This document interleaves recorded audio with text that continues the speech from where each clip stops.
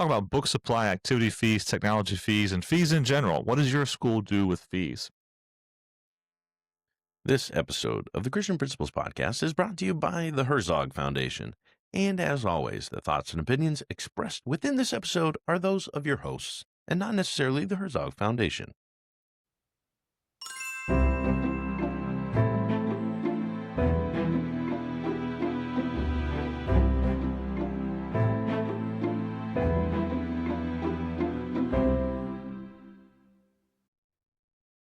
Welcome to the Christian Principles Podcast. I'm Matt George. I'm Mark Zockel. Today we get to talk a little bit about fees. We don't like talking about money any more than the next Love person, fees. but Fees this are comes up. wonderful. How many times have you changed the fees in your school? I mean, I'll ask you that rhetorically. You do not have to answer that right now, but I'm not going to answer that. what's interesting is our schools, they, especially with any kind of change in leadership, or shall I say, leadership that decides it wants to assert itself in a new way, perhaps a board level or something like that, someone who's coming in and saying, I think you ought to do things this way. One of the places those thoughts often get tracked is towards fees and what fees have to do. So we're going to read to you a question that came through on one of the forums that we follow, posed by our fellow Christian school principals. So here is one of those questions. For those of you who buy book supplies for your students, as opposed to having parents do it, which we should pause right there. Mm-hmm. The number of schools out there that have parents purchase books for students generally is not as many. It's a low number as compared to the number of schools who purchase the books Supplying it for them, themselves. Yeah, Matt, right or wrong? Now, I think that would be my assumption as well. I do know of schools that do the whole, here are all the ISBN numbers, for your books that you'll need for this year. And then typically, I think those schools will also do that kind of buy back or buy from another family, or they've got their kind of system that they got going. But yeah, Well, I would say by and large, I would assume that the schools, in order to ensure everybody has what they're supposed to have, they're buying in bulk. They're from their publishers what they need. Well, walk us through what you think would be the benefit. What would be the benefit of having our parents go out and purchase those as opposed to somebody else, as opposed to the school? Well, I guess from the school side of things, it may look a little nicer because you're not charging as much. And I think the argument could be made that parents can find those books for cheaper. So in the long run, if the school does it, they would have to charge the parents more anyway. So to save the parents money, they can go out and find the books for themselves.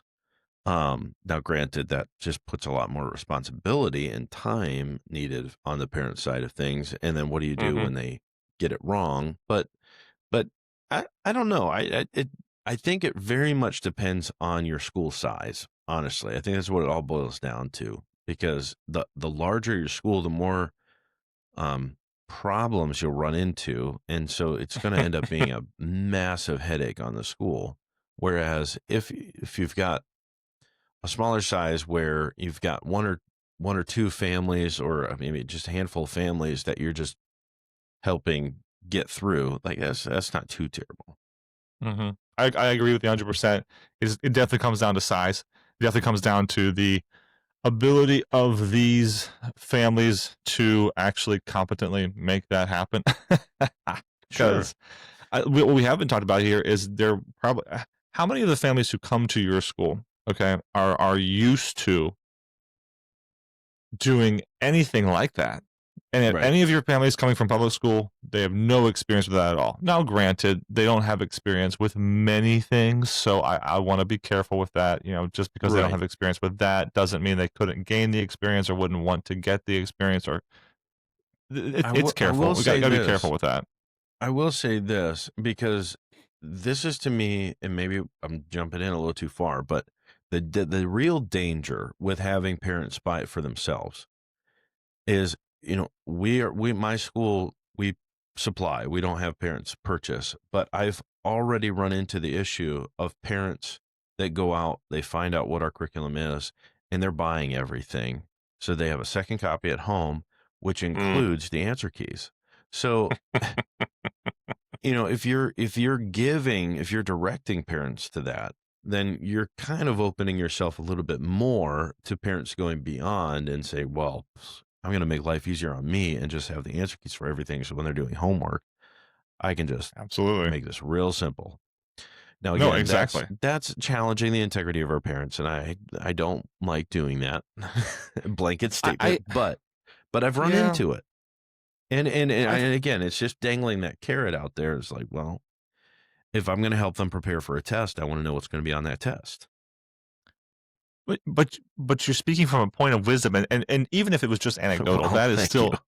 that is still meaningful for you to share that with our with our listeners that may have not considered that, or maybe they're getting pressure to switch back or switch to somewhere else. They need to consider all of those things because we are absolutely human and our parents are human. But not only that, I go back to if a parent doesn't have any background in this, interest in this, desire to do it, this system that has parents make these purchases just assumes that the parents are going to be 100% capable and smart. And you are introducing, I mean, we teach our students to limit the possible variables in their scientific experiments. Why are we opening this up to hundreds of more variables, perhaps? And again, maybe the Yeah, co-op level, a new startup level, we were dealing with just 5 families, 6 families, whatever. Oh, I completely understand that as something different. But yeah. if we're talking about really a school of any serious size, we're just opening the door to so many issues. And I And what's the solution to that? You're telling your teachers, hey, if we're going to have the parents go out and buy everything, which means they have access to all of this, you're writing all your own tests, you're writing all of your own cool, yeah. assessments. Don't ever just give the Which publisher. yeah, which is putting so much. Yeah, hopefully our Yeah, teachers are willing and able to do that anyway. But we are right. burdening them with something they may not be overly ready to be burdened with. But let's move along. We said for those of you who buy supplies for your students as opposed to having parents do it. So this person does seem to be coming from the we buy our own things mindset. Yeah. So we've talked about the other. Let's keep going. Do you charge a separate fee or do you lump it in with tuition? We'll go ahead and pause there. Do you charge a separate fee or do you lump it in tuition? Now, Matt, if I was going to ask you, Matt, what is your personal philosophy when it comes to what you list in your tuition cost versus what your personal philosophy or your school's philosophy, maybe I should ask you that, versus what you list as a fee. Could you tell me Mhm. about those two philosophies, if they differ, if they have differed, if they've changed over time, all that? Tell me about your philosophy of tuition and then your philosophy of feeing. Yeah, my philosophy of tuition would be stated simply this: what does it cost me as a school to educate this student? I feel like that's that has to be the only answer. I could be wrong. I haven't finished all of my new master's degree, classes. So maybe somebody's going to get me right at some point. But to me, that's what it is. What does it cost to educate this child? And if it costs buying books, then why am I saying, well, okay, yeah, this is what it actually costs, but they don't have to have books. Books are a luxury, so we're going to just tack books on top of that because we do use books. So it doesn't really cost, like, that doesn't make sense to me. So Mm-hmm. if part of educating that student means we are supplying them with a book, then it's part of tuition. If educating this child means that we're going to have a projector, we're going to have screens, we're going to have laptops, we're going to have Chromebooks, whatever it is. Like, if we're, as a school, making a decision, that's what we feel is necessary to educate this child, it should be part of tuition. Okay. What way, if and to think that the philosophy for a fee is going to differ than a philosophy of tuition, what way would a philosophy of a fee change for be different for you? Yeah, a fee to me is elective. Like, what is not required of everyone. For me, not everybody plays sports. So to charge everyone with a sports fee, unless you do have your own facilities and everybody has access to those facilities. And so, if you say the majority of my sports fee is just maintenance of the gym, then yeah, that should probably shift over to tuition if everybody uses it. I was gonna say, But like, at that point, that comes back into your it is in everything. it's in We're everything. Yeah. using this space for everything, so it's part But of our once it upkeep, yeah. becomes down to, okay, I've got 40 kids in high school and only 13 of them are playing basketball, then I don't want to charge all 40 for basketball. I'm only charging the 13. Mhm, For me as a coach, like that's kind of hard because it can demotivate parents. Like, oh, I have to pay this extra fee for basketball. Well, forget it. I don't like that, but that's where fundraising or other things can come into play. But mhm. no pun intended. But yeah, that's where, because you don't have to, in order to be a part of that, there's going to be an extra fee. Maybe Mhm. you have a robotics club, and so yeah, they're going to be using some extra technology that everybody else will not be using. So there will be a tech or a lab fee, perhaps Mhm. for those special people that are choosing to be a part of that. Not, well, it's a requirement for the course, so you have to now tack this on top. If we think about a book fee, and let's park on a book fee, because I don't really have many issues with what you said one way or the other as viable philosophies of tuition and philosophies of fee. And by the way, if you don't have a philosophy of tuition, if you don't have a philosophy of fee, you better be Get writing that one. down. If you don't got one, you better be writing that down because you listen to this podcast enough to know that if you don't write it down, you're not doing good work. Write down why it is you do what you do. And by the way, when you come up with that philosophy of tuition, it had better include some reference back to your mission. And if your mission has a core value of affordability, if your mission has a core value of college prep work, if your mission has a core value of dancing, whatever that mission happens to be, it needs to be reflected in your tuition philosophy. And then when questions come up, like Matt just mentioned, of we want all of our students to be active holistically, which includes their athletic. So we're going to require all of our students to, at one point in their ninth through 12th grade years, join a varsity team. Well, that means everybody in ninth through 12th grade is paying the same, they're all paying for athletics, Hmm. which, and that you should have a discussion as well with the people who are making these decisions. Is it appropriate?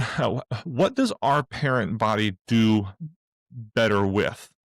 Lower tuition, lots of fees so they can see a breakdown and they feel more comfortable with it? Or sticker price? Sticker price is actually what I'm paying, and I don't want to pay five things extra. Your people might need to know that. Your people may not have a history in one or the other, or they do have a strong history in one or the other. And so you have to make that judgment for yourself and what your people need. Um, we know that Airbnb, um, Carvana, these other places, they have recently changed the interfacing of their apps, their websites, so that you see the final price up front. It's no longer a Hmm. question of, oh well, this is your per room rate, but then you also have your cleaning fee and the taxes and the Airbnb fees. So no, now you see it all up front. Well, there's a reason for that. It's because people, oh, what is this car going to cost me? No, no, no, no. What is this car actually Yeah. going to cost me once I'm done tagging it? When I drive it off the lot, is it 6,000 more than what you just said, or is the Yeah. sticker price what it actually is? I would say that was a big indicator for me when I was shopping for college, because as I was looking around for the different schools, what were they telling me it was going to cost me without, and then with Intel or going deeper, you're realizing, okay, it costs us up front, but then, Mm-hmm. you walk into a dorm room, tack on this much more. You walk into the dining room, tack this much more. You Yep. walk into a classroom, tack this much more. It's just like, wait a minute. So that's not what it actually costs. And I'll say this too, to kind of shift back to your your fees versus your just full on tuition. If you say, okay, you're going to pay this much to be enrolled in our school, and now we've got these additional fees that you need to pay. What do you do? What is the reaction when a parent says, I'm not paying that one? Do they cease to get to come to school? Because if that's the case, then why is it separate? Why is it not a part of tuition? If it's okay, you don't have to pay that one. You don't have to pay for a book fee, but you got to buy those books. You've got to have the books. So that's where you then shift over to, all right, then you're going out and you're finding it for yourself. So I guess that would be the other question is what happens when a parent decides you're charging me this extra fee, I'm not paying it. Yep. And if you really broke down the entire school into its nuts, and which you should do, like you should know that it cost me this much to run the HVAC, cost me this much to run the gas, cost me this much to pay a teacher, cost me this much to do, all those things. And there should be a master list somewhere. If you haven't made that, go make that, because if your tuition is based on anything else, then you're not doing it right. Your tuition needs to be based on the actual, the actual cost. And I'm not saying that's just because you come up with a tuition price of $20,000. That doesn't mean you're charging your parents $20,000 or even advertising that tuition is $20,000. You might still advertise it at $5,000 because you happen to have some kind of scholarship program, or because you might happen to have a church that covers facilities costs. But you still need to know what the cost actually is. Correct. And not having an understanding of what the cost actually is doesn't help anybody. Doesn't help anybody at all. So make sure that you're actually, you have that. Again, it goes into again, back to the philosophy of tuition. Why are we charging what we're charging? Why is it, what are our fees? Why are they what they are? I believe, though, our guest, to get us back on, as we've already spent a lot of time on this, but keep us moving into the question that I said, our guest, the question that came from this forum. It's, for those who buy book supplies for your students, as opposed to having parents do it, we talked about that. Do you charge a separate fee, or do you lump in with tuition? We talked about that. And now, do you keep those books as school property, or do you send them home with students at the end of the year? So I'll say, before Matt answers, and I know, Matt, you have studied thoughts on this, and you've actually worked through this yourself, and I've worked through this myself at 2 different places, and this specific question has driven me to suggest that schools do not have a book fee, that they just have a tuition fee, which includes the covering of books, because I understand and value. I have a cousin. She won't mind me saying her name. It's Sarah, and Sarah loves the books. She loves the books. She loves the books. She hasn't met a book that she didn't want to take home and pamper. Like, she loves the books. If her children, if she was able to, at the end of the school year, take home all of her children's books, she absolutely would. And she would have a shelf that represented every book that her child has read in school from K-5 to 12th grade and thereafter. She would have them all. She would keep them all. She would love them all and cherish them all. And her husband would, at some point, need to buy a new home to keep, they would need to buy a new home to make all those books fit. But that's who Sarah is. There are going to be parents who, out of spite, I've seen that, out of just like, well, I'm going to take this with me then, or just the knowledge of, oh, so this actually is a fee that you're charging me this year, but you're going to keep those books. Well, then that means that you don't need to charge me for it next year, because I have the books from last year. If you don't think through that on the front side and answer this specific question, which, good job, Christian school administrator who asked this question, good job. I'll tell you right now, I would not have book fees. I would put it straight into tuition, and they would never know that there was even this question that came about, because I don't want to deal with that at all. They need to be school property, and that school property, just like a projector would be or whatever else, is not something that they're going to be taking home with them. It's something they're borrowing, something that they get to be responsible for. And yeah, we expect a high churn rate on, for sure. We do. No problem. If someone wants to make the argument of, well, to be as fiscally responsible as possible and to be as cheap and affordable as possible, we should let our parents do this. We should let them keep it.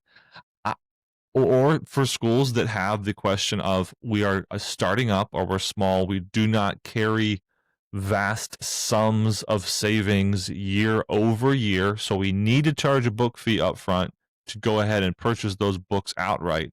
And the publishing companies we work with do not allow for delayed payment. So we need to make money up front. Whereas if we just charge tuition, we wouldn't have enough tuition money up front in the bank to pay our teachers and to buy. Okay, those are good thoughts. Those are Mhm. absolutely fine thoughts, and that could very well be why you either need to construct a system to get you to a point, or in my opinion, you would need to construct a system of savings to get you to the point of being financially solvent enough for 3 years from now that you don't have to ask parents for this up front anymore, um, or something else. But this question alone is the question that made me put book fees into tuition, and there was no more book fee. All right, I'm done. Matt, what were you going to say about all that? No, I 100% agree. And I've gone through this. I would only add a couple other things, and one's very similar, so I'll end with that one. But we did charge a book fee um, before we moved it into tuition, and a part of that process was us researching what does each book actually cost. Are we were going to break it down to per book per student. What does it actually cost? And that was to make sure our book fee was actually covering it. Mhm. And then we'd have to Something you make got to sure, figure out. You should know yeah, that. You should we'd know have if to it up, just was handed yeah. to you or if it was actually what you need. So we were updating our book fees due to, prices. And we were going through a time where publishers were just jacking up prices each year. And, and to see that specific individual fee changing rather drastically because it's a smaller number in comparison to tuition, it raises more questions from parents. Like, why are you doing this? Um, and another aspect of that was, okay, we're paying this much for the book. Let's track. Let's see. Will this book survive the year? Or are we going to have to buy this again, even if, we've paid for them? I remember going through school, and I feel like a big part of the school community was getting your book, opening it up and looking at that label and seeing how many students have had that book before you and who had it. Maybe it was a sibling, maybe it was a cousin, maybe it was your oh, this is the guy that's in the Hall of Fame, he scored the most points in basketball, whatever. That was always really exciting. That was an exciting part of starting the year. Whose book am I going to get? Because they were hardback and they lasted for 10, 15 years. Like, this is just the way things were. I don't know why, but publication today, even if you do your absolute best to keep those things in pristine condition, they're not going to last. Mm-mm. And the publishers, just like, are following this whole Apple idealism that we're creating it to only survive the year. That's it. Like, it is purposely designed to be the cheapest quality it possibly can be to survive for one school year.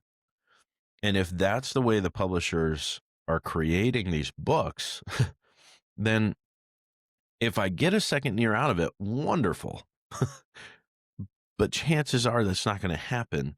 Mm-mm. So if we now take the approach of, okay, we're going to have to buy new every year. So this gets into my last point. As a school, I want to have the control to be able to Mm-hmm. determine, do they get to keep these, or do we keep them year after year after year? Yep. And I did a little experiment one year where we realized, like, okay, even with our best efforts, like, we're losing the vast majority of these books, especially in high school. I mean, elementary, it's a little easier because for reading, they use a book for 2 days and then they're on to the next book. Mm-hmm. But we're not, these things aren't surviving. And so, I one year said, okay, these books are yours. And not only are they yours, but I want you to, write in them. I want you to highlight them. I want you to make it as easy for you to do well in this course as possible. And we did that for a year. And Did it have a drastic effect? I don't really think it did, and so that's where we went back to, okay, which of these books stand a better chance of surviving? So we'll again come in and say, okay, this book is not yours. This book is the school's property. Take care of it as best you possibly can. At the end of the year, if it's not good, there may be, and this is maybe the other part of the conversation. Do you have an additional fee if their book gets destroyed? And they have to replace it, which to me makes logical sense. If they have to replace the book that they already purchased, then yeah, they should probably pay for that. Um, but No, yeah, good so points. all of those have led us to put it into tuition. That gives us the most flexibility. That gives us the most control over the text. If we want to change things midstream and we realize, oh, this book actually costs a little bit more than the other one would have, it's not as drastic as, where we're just telling the parents, hey, go and buy this now, far more expensive book. Like, Hmm. we can adjust as needed throughout the year. But we also, this is one more thing I'll add, when it comes to debating switching from book fees to lumping into tuition, the way we handled it, and I'm sure there's probably other ways. Stuart probably charges this in, like September of the year before or something, um, but we our first payment, the first payment for the upcoming school year was in July, and you paid that fee. That was the first thing that you paid for, and for a lot of our families, that first payment was actually higher than most of their other monthly payments. And when we lumped it into tuition, it was not only less than that initial payment, but it was consistent throughout the rest of Hmm. the year as they're paying. And we want that. That's another thing that, to me, like we were saying, do parents know and understand, what am I going to be paying every month to put my child in your school? And you can say, you don't have to go through, well, your first payment's going to be a little bit higher, and then it's going to even out eventually. Like, it's just, this is this is Yeah, what this you'll is be what it's paying going to every be. month. And again, you're going to make these calls for your school as you find to be most appropriate, what you need. We would say, as we made a general statement earlier, just from anecdotal personal knowledge, most schools do not ask parents to buy the books for their kids. Most schools are buying those books themselves. Most schools still have a book fee. We've given you some input here that we would see books as part of tuition necessary for the schooling. So outside of needing that money up front, we would suggest do away with the book fee, put it in tuition, and then have one less fee parents are covering. Um, but just so you know, it's out there. Something that this post doesn't get to, but we would want to get to in the couple minutes we have left, would be, can we say there's a standard fee that parents are expecting? If I'm opening up a brand new school, or if I don't know what the cost of teacher textbooks would be, what should I be asking of my parents to pay to cover book fees? What's a roundabout number I can expect to see if I'm way off or I'm right on it? Well, just so you know, we have this great tool, ChatGPT, that we don't use to code things with, but we do ask it to do cited research for us, as you could use this, or of course anything else, whatever you use, a Copilot, Flexity, whatever it is. You can ask, of course, this system to do cited work for you. And so, just so you know, I did tap in and ask ChatGPT to help me out with citing some Christian schools' fees that they found online. So, a couple of notes to make here. Most Christian schools excuse me, I want to be careful with how I say this. Often, Christian schools do not put any of their fees online, not only because then you have to change it year over year, but also because they would rather inform parents of that uh, at a different point in the process of coming into the school. Some are fine with it up front. It's just like schools that do and don't list their teacher emails. Some do, some don't. So we are willing to say that many schools don't list their fees, and that schools that do list their fees, they may be in a subset of schools that are probably, if I want to say smaller, and smaller is very relative. Hmm. Um, but let's just look through here and see what some of these schools are charging. Again, each one of these that I read off to you has a direct citation to a school website. So as we're trusting the school website to be correct, that's what we have here. So I see one that's $200 per student, one that's between 200 and 280. It's grade based. We haven't talked about that. Do your fees change from K5 to 12th grade? They probably should. 220 to 330 book fee per grade. Here's one that is K through 5, 200, third through fifth, 330. Um, we see K5 to first grade 200, first grade 400. There's a 425 per student. That's at one school. Here's another school that is a published tuition that includes an enrichment fee. And the enrichment fee and the book fee seem to be $1,002 per student. Then we have the $300 in third through 12th grade. There's another $400 in K through 4, 450, fifth through 8th. And then we see one down in Florida that from K5 to the upper school is a range between $621 and $718. So I've presented to you a range that starts at 2,000 and goes up to 1,000, but just so you know, most of them are definitely in the $200 to $400 range as to what can be expected for a student book fee to cost. Um, However, there are some other things to note here. There are technology fees that we've seen come up and be quite consistent for students, especially from schools that are asking students to provide their own tablet or a computer or something like that, where the school's purchasing it, but the student is then attached to that and then takes it with them upon graduation or something. So there is a $750 annual technology fee at Southview Christian School. There is a technology fee of $500 at Whitefield Academy. There is a $400 book and technology fee at Frederick K.C. Price III Christian School. And I've seen them be upwards. I've seen one at $1,200 at a school near us as well, which covers the purchase of a tablet, an iPad. So just so you know, there are some ranges for you to consider. As we talk about cost, though, I want to remind you about the Herzog Foundation, because the Herzog Foundation makes you a promise. If you come to one of our trainings, you get to bring yourself there. You travel yourself there. You drive yourself, fly yourself, bus yourself, walk yourself, Amtrak yourself, whatever it is. You get yourself there. We're going to cover the rest of it for you. We'll cover your lodging, your food. We're going to cover the awesome, awesome teaching that you're going to have in our series. But they do more than that.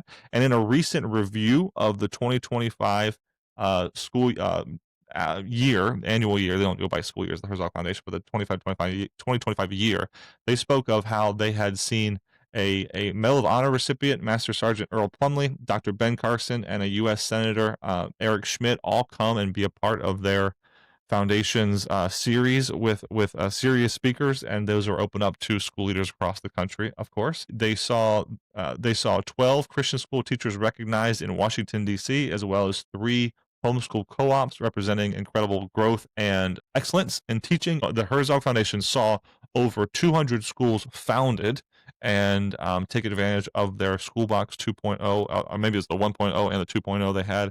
The 2025 year was a record-breaking year of impact for the Herzog Foundation.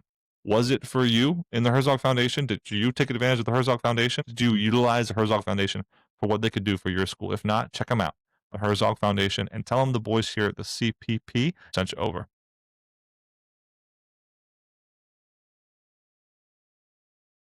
Mhm. You want me to talk about GradLink? Yeah, I jumped that on you, but if you want to pull up something from GradLink, No, I that'd be get great. it. Yeah. Even what you read this last time was great, by the way. Yeah. Not only is the Herzog Foundation so great at saving you, but think about GradeLink. GradeLink Student Information Systems can save you time and money as an administrator. You have the opportunity to bring in their Enroll Me product as well as a payment situation that if you're looking to change your book supply activity fee, you can easily do that. All within GradeLink, make it easy for your parents to also pay. So if you want a smoother admission season, make sure you head over to cpp.gradelink.com and see how GradeLink can help you. Awesome. Matt, it's time to talk about our Christian Administrator Spotlight. And it's going out to Christine Liu. Christine Liu today it's out in sunny California. In fact, it's in Sunnyvale, Sunnyvale, California California. again. Just We've sounds a little recognized warm. the King's Academy before, but we're going to do it again, where Christine is the high school principal at the King's Academy. So, Matt, could you go ahead and pray for Christine now and her work there at the King's Academy and their football team and their I saw some high tech stuff going on in classrooms as part of their websites. The rotating carousel of pictures that comes through. I saw dance and I saw all kinds of stuff going on there at the King's Academy in Sunnyvale because it's sunny all the time. All the time. All right, let's pray. Father, thank you for Christine. Thank you for the work that she does there at the King's Academy, working with the high school. And I know it's such a important time to be leading teenagers into thinking about what they're going to do with their life in pursuit of the ministry that you call them to. And I just pray that you would work through Christine, allow her to have a wonderful impact on her school family. I pray that you would give her the encouragement, the support that she needs, both professionally, physically, spiritually, Lord, that you would just continue to guide, direct, that she would have a wonderful year. We pray this in Jesus' name. Amen. All right, folks. Please make sure you smash that follow button. Please make sure you are getting all of these to your ears and you are sharing with your peers what's coming to your ears. Otherwise, thanks for growing with us today.